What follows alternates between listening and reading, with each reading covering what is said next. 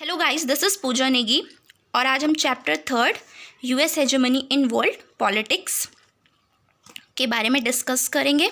इससे पहले अगर आपने 2 चैप्टर पढ़े होंगे तो उसमें आपने देखा होगा कि जो 2 सुपर पावर्स थी यूएसएसआर और यूएसए, वो एक दूसरे के कॉम्पिटिटर कंट्रीज़ थी। तो उसके बारे में आपने पढ़ा कि जो 2 सुपर पावर्स थी उसमें से जो यूएसएसआर था उसका डिसइंटीग्रेशन हो गया, उसका विघटन हो गया। जबकि अगर हम यूएस की बात करें तो पूरा वर्ल्ड जो है वो यूनिपोलर वर्ल्ड है, यानी एक की जो हेजेमनी है, यूएस की हेजेमनी पूरे वर्ल्ड में हमें देखने को मिलती है। तो उसके पूरे वर्ल्ड पॉलिटिक्स के बारे में आज हम इस चैप्टर में डिस्कस करेंगे कि जो उसकी हेजेमनी है वो किस किस चीज़ में देखने को मिलती है पूरे वर्ल्ड में। तो आपने जैसे फर्स्ट चैप्टर सेकंड चैप्टर में पढ़ ही लिया था कि कैसे उसका डिसइंटीग्रेशन हुआ यूएसएसआर का। और अब जो बचा था कोल्ड वॉर के टाइम की बात अगर हम करें तो जब उसका अंत हुआ, शीत युद्ध खत्म हुआ, तो कोल्ड वॉर के बाद जो है यूएस जो है विश्व की सबसे बड़ी ताकत बनकर उभरा। यानी जो यूएस था वो उसकी जो हेजेमनी थी वो कोल्ड वॉर के बाद जो है देखने को मिली और वो एक ताकतवर देश यानी एक बहुत पावरफुल कंट्री इमर्ज हुई। और दुनिया में जो है उसके बराबर का कोई भी टक्कर उसको नहीं दे सकता था। यानी अब ऐसा उसका कोई भी कॉम्पिटिटर कंट्री नहीं थी जो उसको टक्कर दे सके। तो यानी उसकी पूरी हेजेमनी पूरे वर्ल्ड में देखने को मिली। तो अब इसको ही क्या कहा जाता है, यूनिपोलर वर्ल्ड। जो यूएस का डोमिनेंस है पूरे वर्ल्ड में वो यूनिपोलर वर्ल्ड है। यानी कि एक ध्रुवीय व्यवस्था की यहाँ पर क्या हुई, एक ध्रुवीय विश्व का यहाँ पे दौर शुरू हुआ।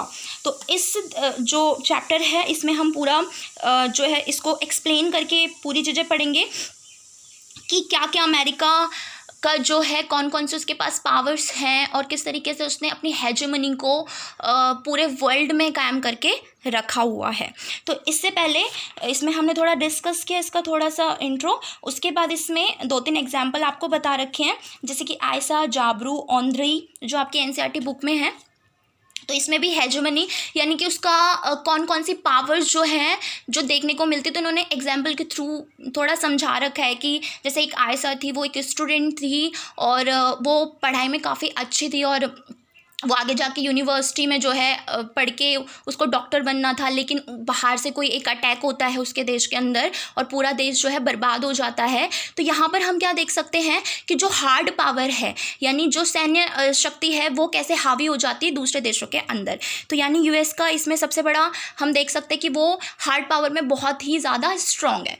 दूसरा इसमें जैसे कि ऑन्ड्रे के बारे में बताया है, जाबू के बारे में बताया है कि वो एक बहुत जो है दक्षिण अफ्रीका का रहने वाला था और वो क्या था, वो काफ़ी उसकी जो स्किल थी वो पेंटिंग में बहुत अच्छा था। लेकिन उसके घर में जो पहले से एक ट्रेडिशन चला हुआ आ रहा है, एक परंपरा चली हुई आ रही है कि भाई क्या करना है आपको, एमबीए करना है और एमबीए में ही आगे आपको बढ़ना है। तो यानी ये आप देख सकते हो कि हेजेमनी जो है वो एक कैसी हेजेमनी है कि वर्चस्व है कि भाई जो दूसरा देश जो है जैसे कि भाई एमबीए की डिग्री है तो वो कहाँ की है, वो अमेरिका की है। तो यहाँ पर अमेरिका का जो स्ट्रक्चर पावर है यानी कि जो उसका ढांचागत ताकत है वो देखने को मिल रहा है कि सब उसको किस तरीके से अडॉप्ट करते जा रहे हैं।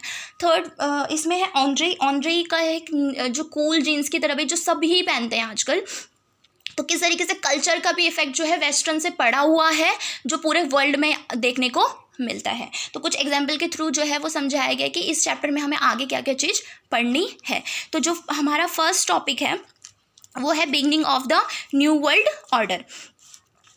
तो इसमें बताया हुआ है कि भाई जो यूएस की हेजेमनी है वो बिगिन हुई यानी जो उसकी स्टार्टिंग हुई थी वो 1991 में हम देख सकते हैं, जब सोवियत जो पावर थी वो क्या हो चुकी थी, पूरे इंटरनेशनल से जो गायब हो चुकी थी एक तरीके से। और हम ये देख सकते हैं कि भाई अमेरिका ही की हेजेमनी जो है 1991 में देखने को मिली और सोवियत यूनियन पूरे वर्ल्ड में अब कहीं रह ही नहीं गई उसकी ताकत और एक जो पावर आई वो सुपर पावर बची अमेरिका।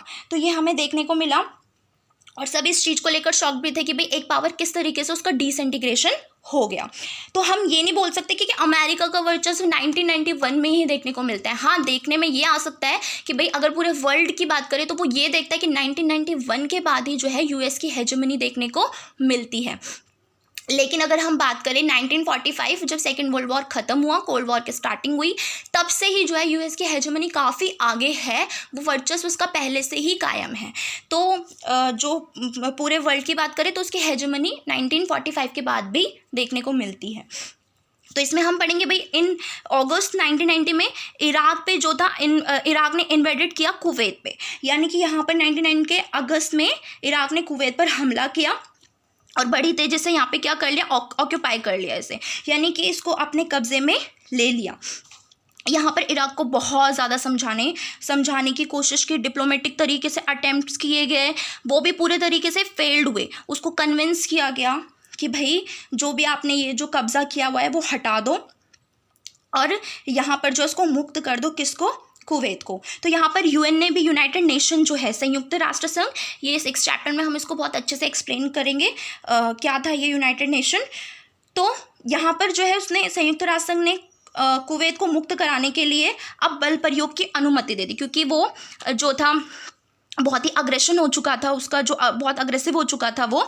तो उसको कन्विंस भी किया गया, बहुत ज़्यादा अटेम्प्ट्स भी किए गए कि भाई वो समझ जाए, लेकिन वो समझा नहीं। तो यहाँ पर यूनाइटेड नेशन ने जो है अब जो है फोर्स भेज दिया अपने कि भाई जाओ और क्या करो, ये जो कुवैत पर कब्जा किया हुआ है इराक ने, उसको क्या कर दो, अब बल प्रयोग की उसको अनुमति दे दी। तो जो शीत युद्ध के टाइम में यूनाइटेड नेशन अपनी बातों को बोलता ही नहीं था या चुप रहता था एकदम, उसने ये फर्स्ट टाइम ऐसा जो था डिसीजन लिया, एक बहुत अच्छा डिसीजन लिया, जो पहले हर चीज़ में चुप्पी साधता था।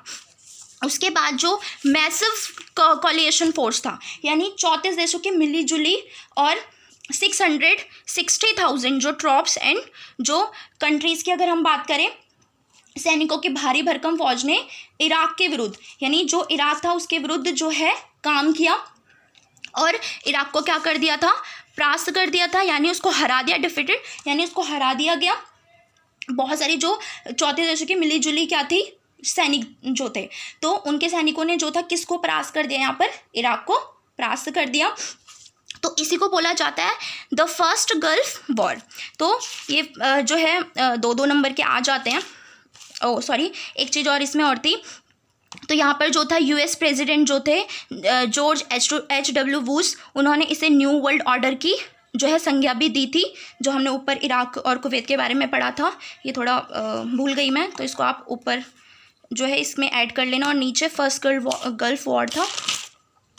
देन उसके बाद है, तो इसको किस नाम से भी जाना जाता है, ये जो संयुक्त राज्य यानी यूएस का जो ये एक वो था, ऑपरेशन था, एक सैन्य अभियान था, इसको बोला जाता है united operation which was called operation desert storm. तो ये जितने भी ऑपरेशन आप आगे पढ़ोगे ना, तो ये आपको याद, मतलब इनको पढ़ना बहुत ज़रूरी है, ये ऑपरेशन पूछे जाते हैं। तो यहीं पर जो है अमेरिकन जर्नल जो थे नॉर्मन, उन्होंने क्या किया, वो इस सैन्य अभियान के जो ऑपरेशन चला था इसके वो जो है मेन हेड थे, और जो है उन्होंने 34 देशों की मिलीजुली सेना में जो, अगर हम 75 की बात करें, 75% अगर हम बात करें कोलिशन फोर्सेस में, तो 75 ही अकेला जो था वो अमेरिका की फोर्स थी। और जो 34 देश कोलिशन फोर्सेस में थे वो जो है वो तो थे ही, लेकिन साथ साथ में 75%, सिर्फ 75% किसकी थी यहाँ पर, अमेरिका की। तो आप देख सकते हो कि उसकी हार्ड पावर कितनी ज़्यादा है, वो मिलिट्री में कितना आ गया, फोर्स में कितना आ गया। तो ये जो है इसमें इराक के जो राष्ट्रपति थे, प्रेसिडेंट थे सद्दाम हुसैन, तो उन्होंने इसको क्या कहा था, उन्होंने ये ऐलान किया था कि भाई उन्होंने प्रॉमिस किया था the mother of all battles, यानी कि ये 100 जंगों की एक जंग साबित होगी। लेकिन ऐसा कुछ हुआ ही नहीं, जल्दी ही क्या हो गई, इराक जो है हार गई और फिर उसने कुवैत से अपना मजबूर तरीके से अपना जो है उसको हटाना पड़ा वहाँ से, जो भी उसने जो कब्ज़ा किया हुआ था। तो अगर हम देखें गल्फ वॉर से ये बात बिल्कुल साफ़ हो जाती है कि अगर हम मिलिट्री कैपेबिलिटी की बात करें तो जो है अमेरिका से सारे देश बहुत ज़्यादा पीछे हैं, और टेक्नोलॉजी में अमेरिका सबसे ज़्यादा आगे निकल चुका है। तो अब इसको एक साइंटिफिक तरीके से, एक विज्ञापन के तरीके से हम देखें तो इसमें स्मार्ट बमों का जो है, जो स्मार्ट बॉम्ब्स थे उनका इसमें यूज़ किया गया।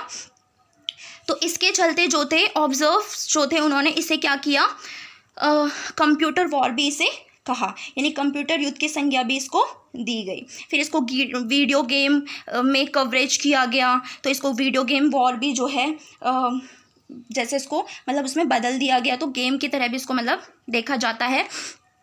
तो ये था आपका जो टॉपिक आज का, वो था आपका beginning of the new world order. तो आप ये यहाँ तक पढ़ेंगे, उसके बाद जो नेक्स्ट टॉपिक पढ़ेंगे वो नेक्स्ट वीडियो में पढ़ेंगे। तो thank you so much guys, और आप प्लीज़ लाइक शेयर और सब्सक्राइब ज़रूर करें वीडियो पसंद आए तो। Thank you so much guys.